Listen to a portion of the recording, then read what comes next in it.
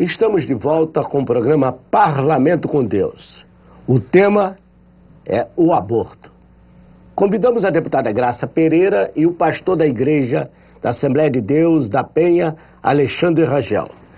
Deputada, o papel da religião, como a Igreja recebe uma mulher que tem uma gravidez indesejada? Bom, à luz da Bíblia, se nós fôssemos folhear a Bíblia, que ela não fala sobre aborto. Ela fala que Deus nos conhece desde o útero da mãe. Se Deus nos conhece desde o útero da mãe, é claro que nós somos um ser vivo. Somos criatura especial para Deus. Então isso já dá um sentido que você não pode mexer com essa vida. Essa vida é propriedade exclusiva de Deus. Lá adiante, Deus vai dizer que que qualquer homem será julgado por morte, ou por um adulto, ou por uma criança no útero. Então significa que a penalidade que vai ser dada ao homem que matou um outro homem, ou que matou uma criança no útero da mãe, ele vai ser condenado do mesmo jeito. Então, a Bíblia nos mostra esses dois fatos, ou outros, né, pastor, porque eu não sou especialista, mas está provado aí que tem um embasamento bíblico que o aborto é uma coisa que não é permitida. Então é assim que a religião vai se mostrar.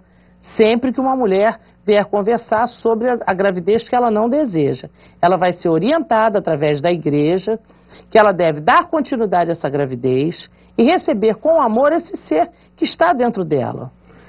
Pastor, existe algum preconceito na religião com os evangélicos, no caso de uma mãe que não sabe quem é o pai do seu bebê?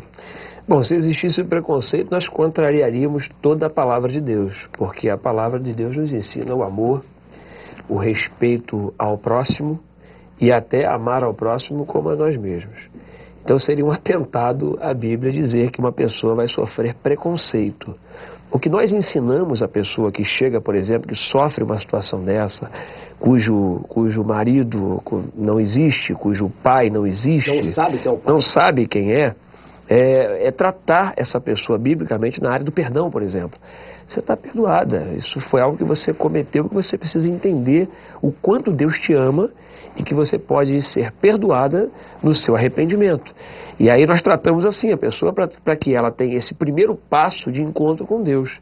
A partir daí, os próximos passos são para que ela se condicione à igreja e seja amparada com uma palavra feminina da igreja, com os cuidados naturais da igreja, com os cuidados de oração da igreja, mas nunca em preconceito. Preconceito é uma palavra que não pode existir e se isso é praticado, nos assustamos. E como equilibra a mulher que ela sabe que tem um feto com má formação?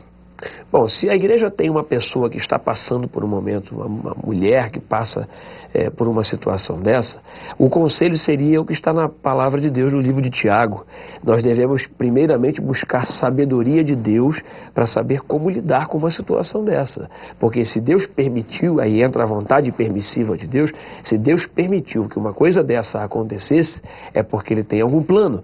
E a Bíblia nos ensina que Deus tem seus planos e às vezes os planos de Deus, os pensamentos de Deus são muito diferentes dos nossos planos. Deus pode permitir que uma moça tenha um caso desse de anencefalia e pós-parto acontecer um milagre. Quem é que pode negar a ação de Deus? Ninguém. O que deve ficar consignado aqui é que, como diz no livro de Samuel, Deus é o único que pode dar a vida e tirar. Então ninguém tem esse direito, a não ser Deus.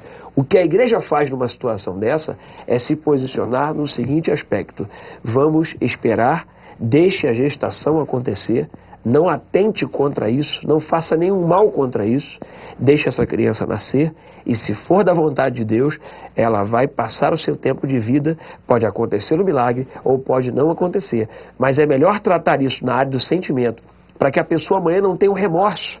A mãe, se eu permitir auxiliar o aborto, eu estou tirando da mãe a possibilidade, ou aliás, dando à mãe a possibilidade futura de que ela tenha um remorso. Assim não. Assim, se ela vai deixar a gestação acontecer, ela sabe por consciência que aquela criança pode não viver. ela é natural, é natimorto, como diz a medicina, mas ela pelo menos deu uma esperança. Agora, cortar, terminar aquela vida, vai gerar nela um remorso que amanhã ela pode dizer assim, poxa, e se eu tivesse deixado essa criança ir até o final? De repente, Deus operaria um milagre. É assim que na igreja nós nos manifestamos. Deputado, em relação à gravidez indesejada, hoje nós sabemos que as jovens amadurecem cedo por conta da própria televisão, da internet, e os apelos são grandes da sensualidade e tudo isso.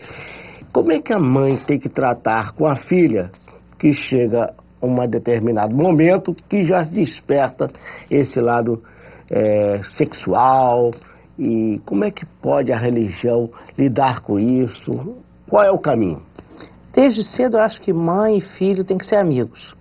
A mãe tem que sentar com a filha e com o filho também, mas no caso que nós estamos referindo à menina, e conversar desde cedo sobre os perigos de uma gravidez indesejada, sobre o perigo de um relacionamento sexual muito jovem, onde ela não está preparada emocionalmente, onde às vezes ela até acha que esse é o grande amor da minha vida aos 12 anos, mas de repente ela vai perceber que aos 15 mudou, aos 20 é outra coisa.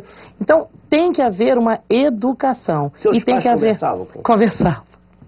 Conversar, mas eu namoro meu marido desde os 12 anos. Quer dizer, também começou cedo. Comecei, eu conheci com 12 anos. Então lá se vão 44 anos, né? Muito tempo, uma vida inteira.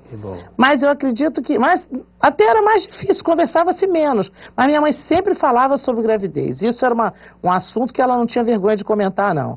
Cuidado, espera. Então, mas hoje, como é muito mais fácil para a gente conversar com nossos filhos, para conversar com os jovens, tem tanto método aí anticoncepcional, tem tanta coisa que uma pessoa pode se prevenir.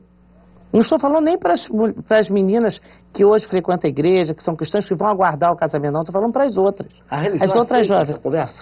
A religião aceita, claro que aceita essa conversa. E mesmo que você tenha tido uma vida anterior diferenciada disso, e hoje você está na igreja, você sabe que Deus é perdoador. A palavra dele diz que Davi foi um homem do coração de Jesus, do coração de Deus. Davi foi um homem segundo o coração de Deus. E ele foi adúltero, e ele matou, e Deus perdoou. Então, mesmo que a sua vida tenha sido com alguns erros, não importa. O Deus maravilhoso que é vivo, que existe, esse Deus perdoa e transforma. Estamos chegando ao final, deputada Graça Pereira. Qual é o site, qual é o e-mail, melhor dizendo, que poderá ter uma comunicação direta com a senhora? Se vocês quiserem falar conosco, tvcondeus@lerj.gov.br. Bem, nós vamos botando um ponto final na nossa conversa de hoje, que está sendo também discutida no Supremo Tribunal Federal, e o Parlamento com Deus trouxe para a pauta de discussão com a deputada Graça Pereira e com o pastor Alexandre Ragel.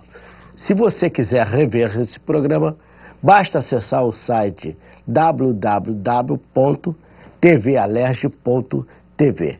Muito obrigado, fiquem com Deus.